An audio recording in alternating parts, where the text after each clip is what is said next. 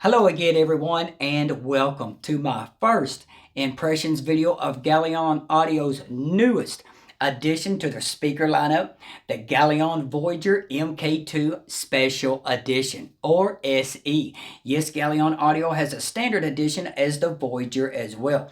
But to kick this video off very quickly today, I'm first going to dive straight into my subjective humble opinion of the overall sound performance and tonal character of the SE. Now I'm going to do this and compare and contrast to I rode a lot of different amplifiers with these speakers. And I will talk about those amplifiers because in my opinion, an amplifier is the foundation of your hi-fi system, especially today when budget and entry-level speakers are levels above in sound performance than they was 10 years ago.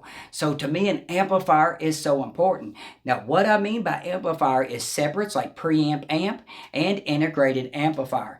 Basically, just the preamp and amp all together. And I rolled through many. Then at the end of the video, most of you already know, I've got to do it. I'm going to take off this front baffle of the SE and this beautiful bamboo that is hard as a rock. So hard that Galion Audio had to use a CNC machine to even cut the panels. But when I take this front baffle off, I will show you all the thickness of the cabinet, how well it's built inside. I want to show you behind the tweeter. I want to show you behind the woofer. And most importantly, I want to show you the difference between the standard edition crossover and the special edition crossover. And there was a lot of time that went in with research and development and tuning both of those speakers. Actually, Thomas even used a lot of his friends. Now, I will tell you, if you're somebody out there that wants perfect measuring speaker, then yes, the SE probably isn't for you. First off, it does have that U-shaped sound character, a little bit boosted bass and a little bit boosted treble. Now, when I first hooked up these speakers, you all, I hooked up my Denon PMA 1700, a 40-pound Class AB integrated amplifier that is high current, and it has MOSFETs in the output stage. That amplifier is rated at 70 watts at 8 ohms and it doubles up to 140 watts at 4 ohms. And when I hooked it up to the speaker, one of the first things that I noticed within 20 seconds of this speaker is the mid-range to this speaker, y'all. And it was how can I say this? It was influenced by the BBC's LS3 5A. And the top end of the speaker was actually influenced by B&W. But back to the Denon and the SE pair up. You all, I was sitting back listening to Vanessa Rodriguez. Her voice just encapsulates me. But on these speakers, y'all, having that rich tonal character and even a mid-range that actually even has good what I would call mid-range attack to it. When I was sitting back listening to her voice, almost after 30 seconds of listening to this, I almost told myself I wasn't going to review it, because that mid-range to me just encapsulated me. It grabbed a hold of me and totally engaged me into this speaker. I mean, so much so that I could even hear the emotions in Vanessa Rodriguez's voice when she was playing that song, singing that song, Here But I'm Gone. You know, it just instantly got me. So I was like, I'm going to put some male vocals in. So I went over and I put in Leonard Cohen. Now, Leonard Cohen has more of that deep, kind of chesty voice overall. And I wanted to hear if I could hear, you know, that density to his voice. You know, did it get a little bit thicker? Or did it stay really nice, clean, and thin with female vocals? Not at all. As soon as I started playing, I could hear that body and that weight in Leonard Cohen's voice. I mean, the mid-range to this speaker is something special, y'all. And it's not too drawn back. It's not too forward sounding. It is just right. And it's not overshadowed at all by the bass or even the top end treble. So then I went over and I hooked up my shit combo, the Shit Freya Plus and the Vidar 2.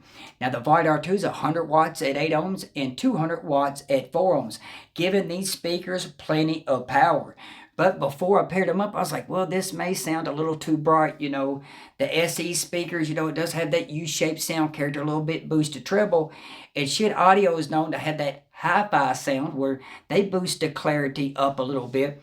But it's not so much that the SE is boosted, it just has a really good clarity with these really nice fine lines. It has a very well behaved sound to these speakers.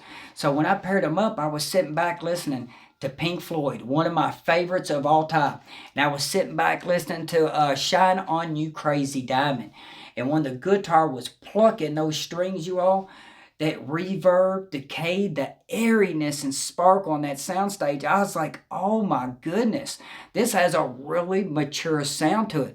I could even hear the density of those guitar notes. It was almost like those guitar notes was just hanging right there in the air, and I was like, oh my goodness. Now, one thing about my Freya Plus 2 preamp is I do use Tungso 6S N7 tubes. The JJ 6S N7 tubes, subjectively, I think they're just okay. But when I put those Tungsos in about a year ago, yes, that preamp got so much better. But it didn't sound, when I was playing the Pink Floyd, it didn't sound too hard. It didn't have that brass or sound overly crispy. It didn't sound what I would call too tactile sounding. It just sounded more musical, and everything was still separated out so good. Again, if I had to describe the top end, it just has those really good fine lines to it. I could listen to hours with this shit combo plugged up to it. So I was like, okay, all right, let's hook up my big 52-pound Yamaha to it. Y'all know the ones with the fancy VU meters to it. Now, that amplifier is known to be a little bit lively sounding. It has plenty of clarity in that amplifier, and the lower treble and the upper mid-range. People know it does have a little bit of a forward presentation. That Yamaha can sound a little hard. It can have a little bite to it. And I've had a really hard time finding speakers to pair up to that Yamaha. But when I paired it up to these special edition Voyagers, I was shocked to my core. I mean, it did not sound over edgy or hard. I mean, this has such a well-behaved and mature mid-range and treble to it. And I'm not saying it sounds soft. It does not sound soft. It is extended in that top end like a BMW speaker. But again, y'all, it has that maturity, that fine lines to it. So I was playing Daft Punk with the Yamaha and the SE pairing. I was playing Daft Punk song Giorgio by Armada. And that song does have that really good, what I call mid bass, meaning the upper the upper mid range and the lower bass right there in that region.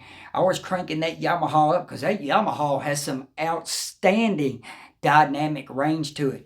And when I was sitting there playing it through these speakers, I could not believe, that upper mid-range and lower bass punch with these. These have really good speed to them. And most people out there will want to pair up powered subwoofers to these speakers. I get that. But in my opinion, in my smaller room here, even though these frequency response of the speakers from 60 hertz to 22 kilohertz, I could get them down to about 55 hertz. You don't want a good recording with good bass like Daft Punk's Giorgio by Marauder. And not only that, y'all, was turning it up to about 85, 86 dB, which is pretty loud for these speakers.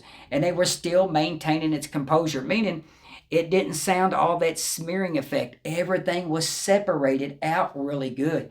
And when it come to the soundstage, very airy soundstage, good 3D holographic imaging, good depth perception. One thing I really liked about these speakers of having that seal design, I didn't hear all that bass kind of pork chuffing. Now, I will tell you with these speakers, yes, they do like some power, y'all. I would recommend an amplifier that is at least 75 watts with dynamic power, meaning a good 75 watts. These speakers go all the way down to 83 dB sensitivity. So yes, they do like some power to them. And another amplifier I paired up to them was no other than Galion's very own TSA-75. And I did use my Burson Composer DAC preamp as the DAC and preamp, basically to control the volume. And I was playing that song Blackbird King's remasters. And you all, this has some heavy bass to it, a lot of different instruments playing, and I was cranking that volume up again to about 85, 86 dB in this little near field room that I'm recording in today. And I also play these speakers in my entertainment room that's a little bit bigger, and a desktop setup. We'll go over room size just here in a minute. I'm getting to it. But anyways, when I was sitting back playing that TSA-75, yes, it gave these speakers plenty of headroom, really good dynamic range, even good bass attack at those lower volumes. So I would recommend an amplifier that does have a little bit of balls to it to be able to drive these speakers effortlessly. And I would recommend anything from a desktop setup all the way to a small room. My near field room in here is 10 foot wide, and I sit 5 to 6 foot away. Now in my entertainment room, it's 14 foot wide by 22 foot deep. Now when you go into a bigger room, yes, you will probably 100% want to hook up some powered subwoofers with these speakers. But you all, I just sit back and I was just enjoying the speakers without a subwoofer. I really get why people love, that mid-range texture, that mid-range tonality with that little bit of richness. I tell you all, I do not want to say it like this because I consider myself an old school G. I'm a country boy hillbilly, and I do have a little bit of redneck in me also, just a little bit. But what I'm saying is, it's very hard to get me emotion where I have tears in my eyes. But when I was sitting back listening to especially female vocals like Vanessa Ferrandez and her song Here But Gone, it brought tears to my eyes. Yes, I cried a little bit. I can't help it. That mid-range sounded that realistic to me. And the mid-range still had good mid-range attack to it.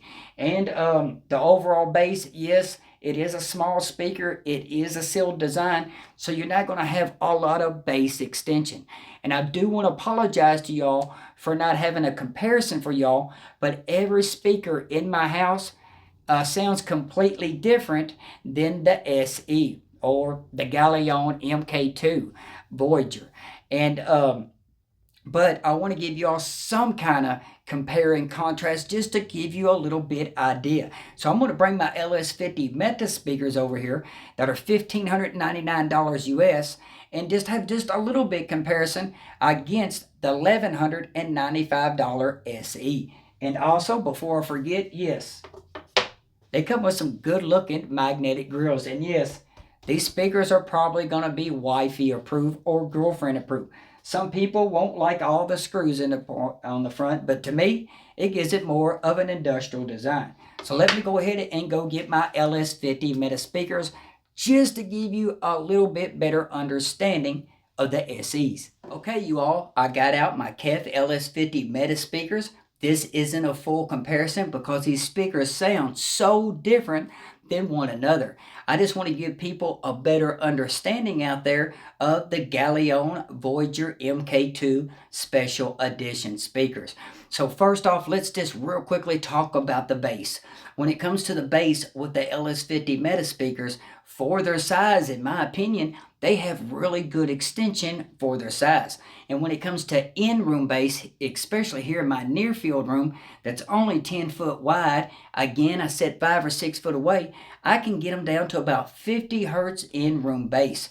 And the LS50 Metas do sound a little bit more denser in the bass. They do sound a little bit thicker than the SEs by Galion. But one thing about the Metas is sometimes I can hear that port chuffing in the back, especially when I turn the volume up. And with the SEs by Galion Audio not having a port, meaning it's a sealed design, to me, the bass sounds a little bit lighter on its feet, but it sounds a lot cleaner, especially when it comes to that upper bass and lower mid-range. These speakers has some really good speed to them, really good speed. So yes, the Metas can dig just a little bit deeper, but the SEs are a little bit more accurate, a little bit more cleaner. Now, when it comes to the top end treble, one thing that I absolutely love about the SE is how well Galion Audio tuned those upper frequencies. With the LS50 Metas, yes, they can sound a little bit analytical. They can sound a little bit crispy. And I know a lot of people actually like that out there. It's just a matter of taste. And they can sound a little edgy. And sometimes, depending on the music that I play it, they can sound just a little bit fatiguing. Having kind of that kind of metallic kind of sound with that metal dome tweeter. Where with the SEs, a lot of time went into tuning that top end frequency, even though it's extended. Again, y'all, it has this very well behaved top end, very mature to be as lively as it is. And again, it has those fine top end lines to it overall. Now, another strong point of the LS50 Meta, in my opinion, having this coax design, meaning the woofer and the tweeter integrated into basically one piece. These speakers do an amazing job of what people call center focus, meaning you get these speakers dialed in, set up just right, and you're sitting right in the middle of them. You get that really good, what I actually call that center imaging. And these speakers are a master at that. But hey, the SE isn't too far behind in that regard. Now, both of these speakers do put out a really good soundstage, big soundstage. Both of them have really good airiness. Both of them have really good sparkle overall. And this isn't a comparison. I just wanted to give you all a better understanding of the SE. This speaker, if I had to wrap it up to you, I would just tell you that rich tonal character of the mid-range. To me, what it done to me is it has that intimate mid-range to it. Again, very well behaved top end. Now, most people out there that are watching this video today, it could probably go 50-50. Like half the people maybe like the LS50 Meta better, and half the people would probably like the SE better.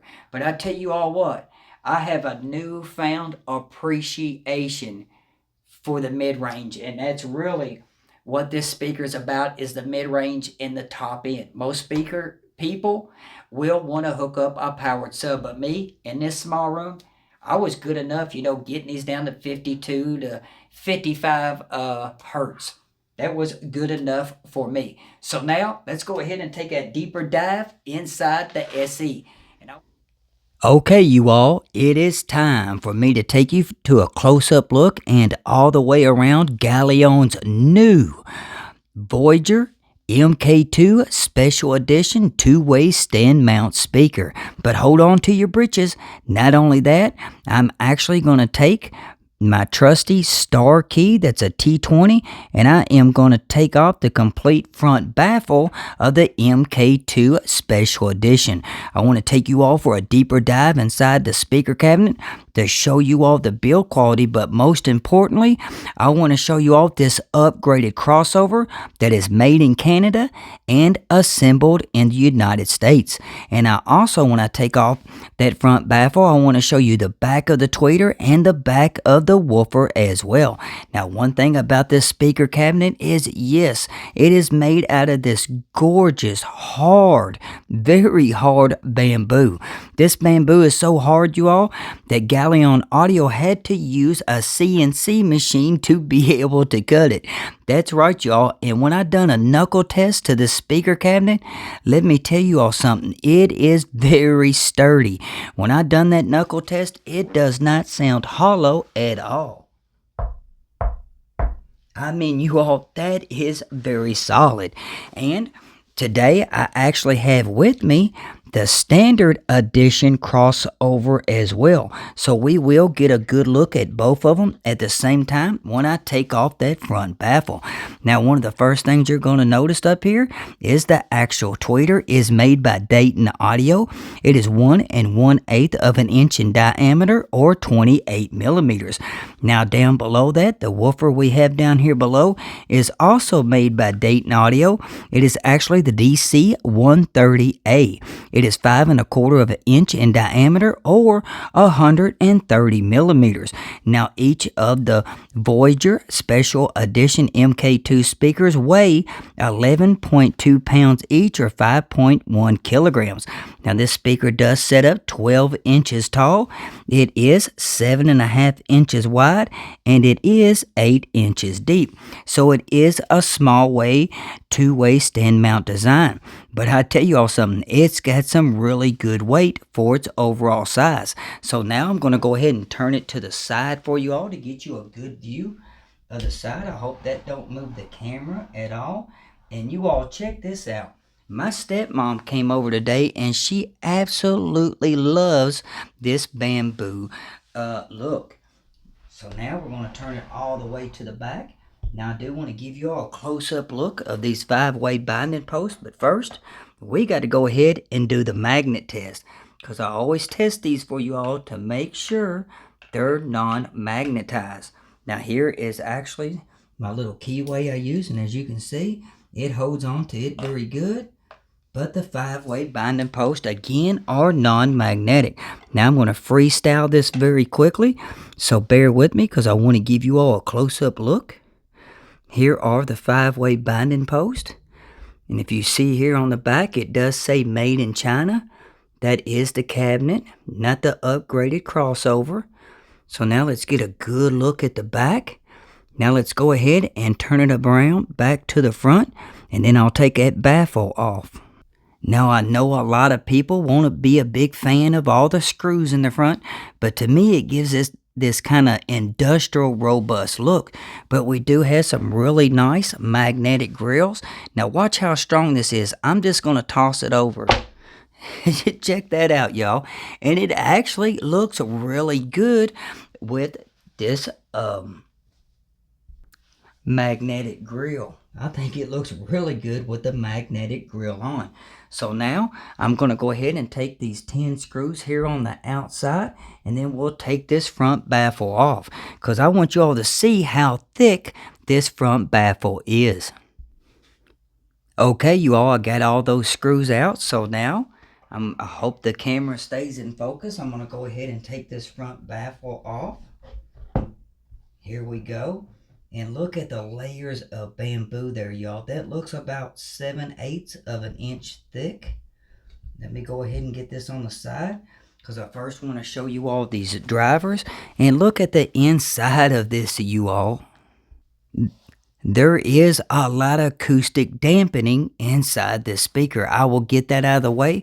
But first, I'm going to go ahead and freestyle this, and I'm going to give you all a close-up look of the back of the woofer and the back of the tweeter. So please just bear with me.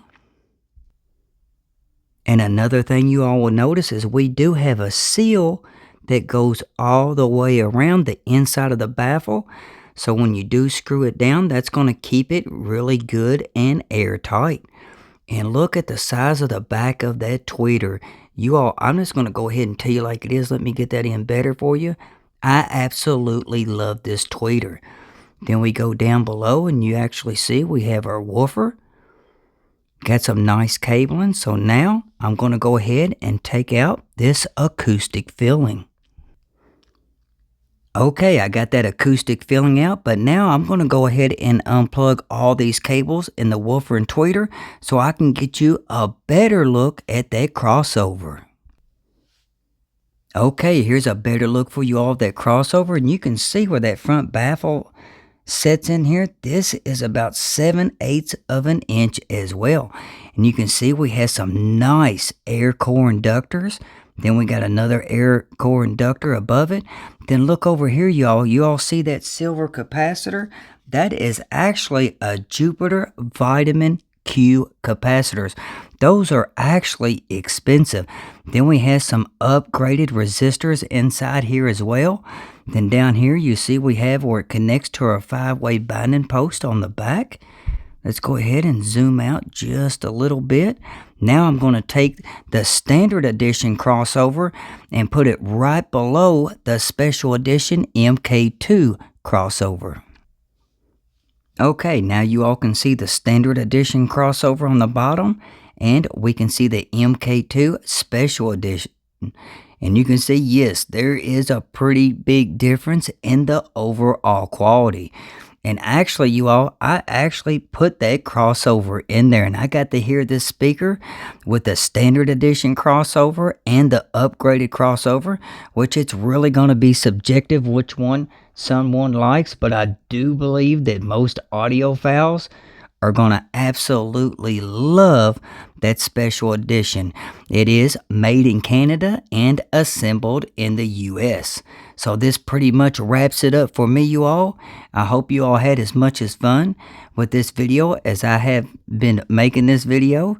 And until next time, this is TJ, the Stereo-Bargainphile. Keep on rolling, baby. All right.